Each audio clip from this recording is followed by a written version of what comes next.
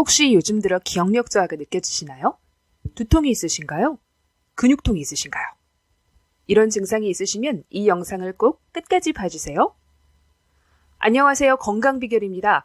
오늘은 마그네슘이 부족할 때 우리 몸에서 보내는 신호 10가지에 대해서 말씀드릴게요. 마그네슘이 부족할 때 몸에서 보내는 신호가 있습니다. 다음과 같은 신호들이 중복되고 몇 가지 겹치게 되면 마그네슘이 부족하다고 볼 수 있어요. 마그네슘 부족 시 생기는 증상 첫 번째, 눈밑 떨림 또는 경련.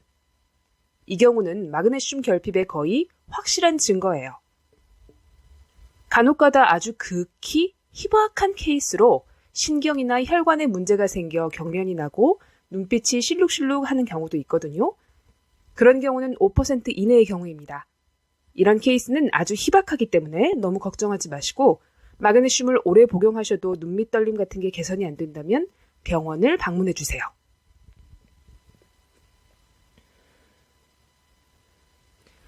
마그네슘이 부족해지면 칼슘 과잉이 생기고요. 칼슘 과잉이 생기면 약간 과흥분 상태가 됩니다. 세포도 흥분이 되고 근육세포도 흥분이 되고 해서 경련, 즉 과다 수축이 일어날 수 있는 거죠.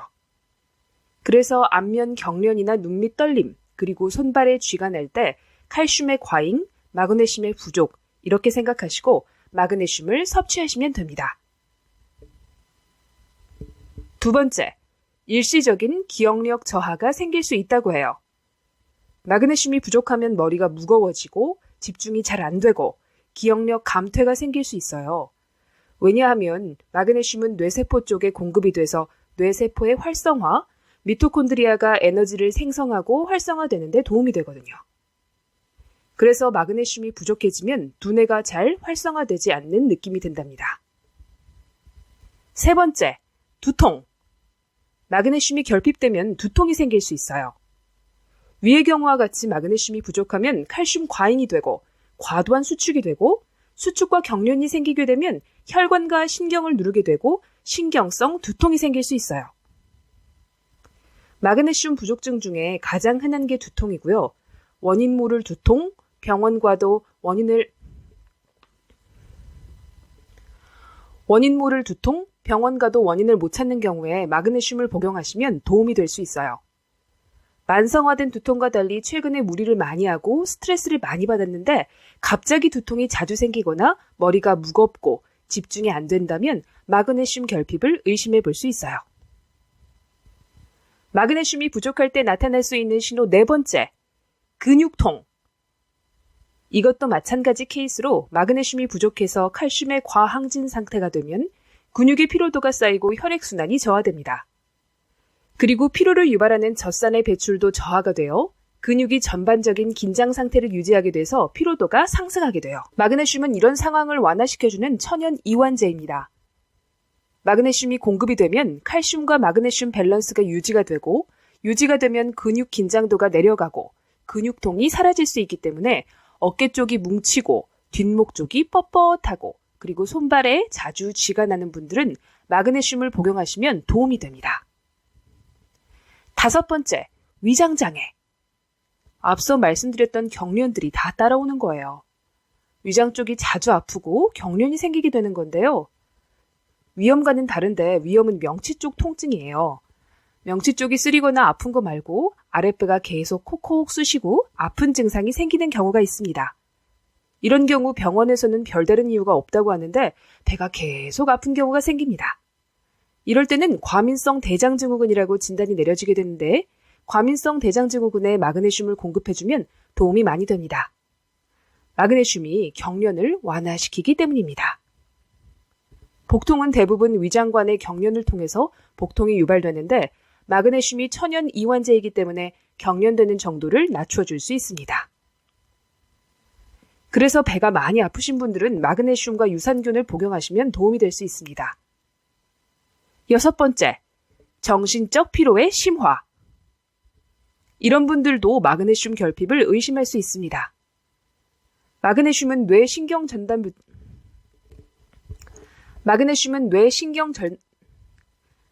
마그네슘은 뇌 신경 전달 물질인 가바나 세로토닌 같은 것을 합성할 때 필요합니다. 스트레스를 많이 받고 두뇌를 많이 쓰면 세로토닌 같은 게 고갈이 되거든요. 이런 것들이 고갈되면 마그네슘이 많이 소모가 돼서 또 다시 합성을 하겠죠. 합성을 하게 되면 마그네슘이 또 소모가 됩니다. 소모가 되면 마그네슘 결핍이 따라오고 많이 결핍이 되면 이 세로토닌 합성이 저하되고 그러면 정신적 스트레스를 이겨낼 수가 없게 됩니다. 뇌가 정상이 아닌 상태가 되는 거죠. 그래서 최근에 업무과 중 정신적 스트레스를 많이 받는 분들, 요즘에 많이 피곤하고 잠만 오고 의욕도 없고 그런 분들은 마그네슘을 섭취해 주시면 도움이 될 수 있습니다. 7번째, 최근 들어 육체적 피로가 심화됐다. 최근 들어 육체적으로 피로도가 증가했다면 마그네슘 결핍을 의심해 볼 수 있어요. 마그네슘 섭취는 육체적 피로감을 줄이는 데에 효과가 있습니다. 마그네슘 섭취는 육체적 피로감을 줄이는 데에도 효과가 있습니다. 그 이유는 미토콘드리아에서 에너지를 만들 때, ATP를 만들 때, 그 이유는 미토콘드리아에서 에너지를 만들고 ATP를 만들 때, 그리고 포도당 대사를 시킬 때 마그네슘이 조효소로 쓰이거든요. 즉, 에너지를 만들 때 필요하다고 보시면 됩니다. 그런 의미에서 8번째, 우울증과 불면증이 최근 들어 생겼다. 이럴 때 마그네슘이 부족한 신호예요. 이때 마그네슘을 공급해주면 극적인 변화를 줄 수 있습니다. 상식적으로 많이 피곤하고 업무가 과중하면 잠이 잘 와야 하는데 어느 임계점을 넘어가면 잠이 너무너무 안 오는 경우가 있습니다. 한동안은 집에 오자마자 쓰러져 잤었는데 피로감이 임계점을 넘어가서 일단 정신적인 피로도가 극에 달하면 불면증이 생겨요. 잠이 안 오는 거죠. 몸은 피곤해 죽겠는데 잠이 안 오는 경우가 있습니다. 이런 경우에 마그네슘이 결핍되어 있다는 신호예요. 또한 마그네슘은 수면을 유도하는 멜라토닌 합성의 보조인자로도 작용하여 숙면에 도움을 줍니다. 마그네슘이 부족하면 아까 말씀드렸던 세로토닌, 가바 같은 이런 물질 합성이 저해된다고 말씀드렸죠.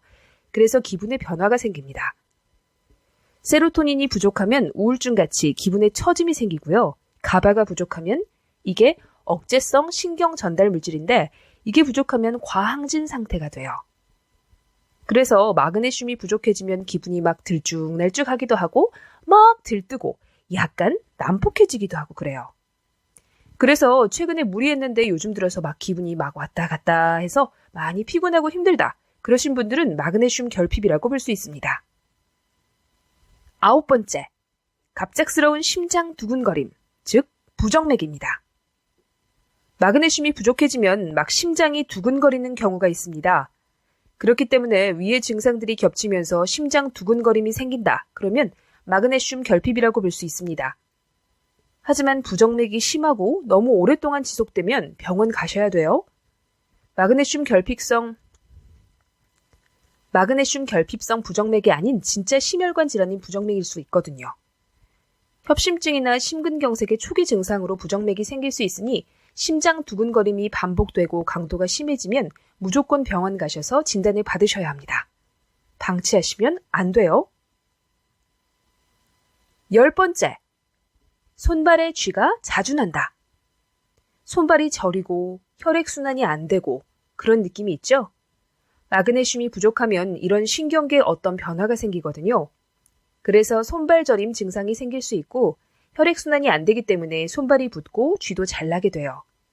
그리고 마그네슘이 부족해지면 신경 쪽에 어떠한 콕콕 쑤시는 통증이나 예민한 느낌, 손끝이나 발끝에 어떤 통증, 신경계 등의 병변이 생길 수 있습니다. 지금까지 마그네슘 부족 시 생길 수 있는 문제들에 대해서 말씀드렸는데요. 위의 내용 중 3가지 이상 해당되면 마그네슘 부족하다는 신호라고 보시면 될 것 같아요. 이런 증상들이 있을 때 마그네슘 섭취를 한번 늘려보시고요. 콩, 견과류, 녹색 채소, 해바라기 씨와 같은 씨앗류, 아보카도 등 마그네슘이 많은 음식 섭취도 늘려보시면 좋을 것 같습니다. 건강 비결 매일 보시고 2023년은 어제보다 더 건강한 내일 되시길 바라요. 구독과 좋아요 부탁드립니다. 감사합니다.